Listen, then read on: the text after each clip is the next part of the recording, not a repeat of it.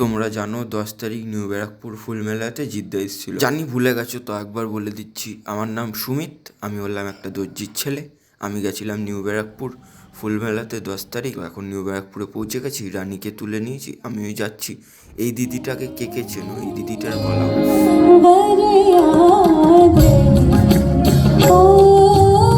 যেখানেই যাই এই চা জিনিসটা না খেলে আমার আবার হয় না।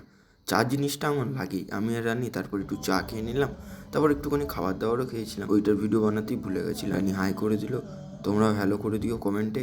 এই যে জিদ্দা, এতটা কাছ থেকে জিদ্দাকে দেখা, এটা আমার আর রানির দুজনেরই ফার্স্ট টাইম। তোমরা একটুখানি জিদ্দার গলাটা চেক করো।